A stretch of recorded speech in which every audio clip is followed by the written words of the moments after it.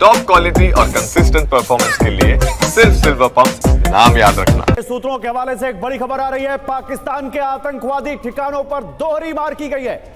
जहां एक और वायुसेना ने आसमान से जमीन पर मिसाइलें बरसाई हैं, वहीं सेना ने जमीन से जमीन पर मार करने वाली मिसाइलें भी दागी हैं। तो लगातार छन छन कर ऑपरेशन सिंदूर से जुड़ी डिटेल सामने आ रही हैं। एक नई डिटेल, भारत को कई मोर्चों से भारत ने हमला बोला है।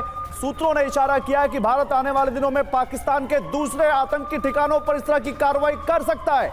यानी ऑपरेशन सिंदूर अभी खत्म नहीं हुआ है। सीधे आनंद प्रकाश पांडे के पास चलते हैं। आनंद, ये बहुत बड़ी खबर है, और भी आतंकी ठिकानों पर भारत कार्रवाई कर सकता है। जरा बताइए क्या जानकारी है। जी बिल्कुल, ऑपरेशन सिंदूर जो आज भारत ने शुरू किया वो अभी भी जारी है, और अगर पाकिस्तान की तरफ से कोई जवाबी कार्रवाई की जाती है या उकसाने वाली कार्रवाई की जाती है तो भारत जो है वो आतंकी ठिकानों को फिर निशाना बना सकता है। दरअसल ये संदेश है पाकिस्तान के लिए भी, जो लगातार आतंकवादियों को समर्थन देता है और जो आतंकियों को पनाह देता है, आतंकियों को ट्रेनिंग देता है, और साथ ही साथ उन वैश्विक देशों को भी जो इस मुद्दे पर कभी कभार जो है पाकिस्तान का साथ देते नजर आते हैं। हालांकि भारत का ऑपरेशन सिंदूर के बाद के हालात की बात करें तो ज्यादातर देशों ने भारत का साथ दिया। तुर्कियों को अगर हम छोड़ दें तो उसके अलावा जो कोई और देश है खुल के सामने नहीं आया है। यहाँ तक कि जो चीन का जो रवैया है वो भी पाकिस्तान की तरफ नहीं, लेकिन आनंद इस पर तो हम बात करेंगे, लेकिन पहले इस पर बात करते हैं कि ऑपरेशन सिंदूर अभी जारी है। जनरल दत्ता, इसका क्या मतलब है? ऑपरेशन सिंदूर अभी जारी है और भारत आगे भी ऐसी कार्रवाई कर सकता है, आतंकी ठिकानों को टारगेट कर सकता है, इसका क्या मतलब है सर, जरा बताइए।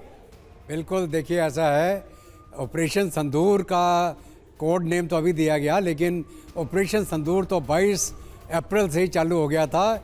जिस दिन एकदम शुरुआत में ही हमने जो एक टफ मेजर लिए थे, IWT को हमने सस्पेंड किया था, हमने पाकिस्तान के साथ ट्रेड, पाकिस्तान की ओवरफ्लाइट्स, पाकिस्तान के जहाज़ों का पोर्ट का इस्तेमाल ना करने देना, तो ये सारी कार्रवाई हमने उसी दिन चालू कर दी थी। तो जंग हमारी 22 तारीख के बाद चालू हो गई थी और नाम उसका कोड नेम आज जाहिर हो गया। तो ये ऑपरेशन सिंदूर अभी यहाँ रुकने वाला नहीं है, ये लगातार चलता रहेगा जब तक पाकिस्तान अपने घुटनों पे आके अपने कान ना पकड़े और ये हाय तौबा ना करे, भैया आगे से हम ये टेररिज्म के अंदर लिप्त नहीं होंगे।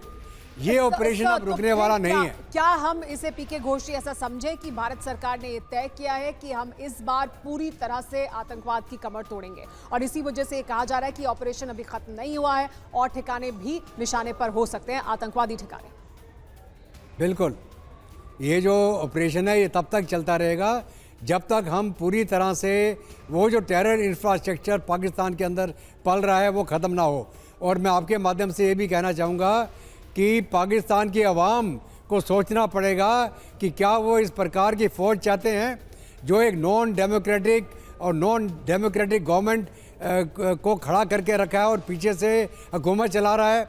अभी पाकिस्तान की आवाम को डेमोक्रेसी लानी पड़ेगी पाकिस्तान में, अगर वो अपना भलाई चाहते हैं।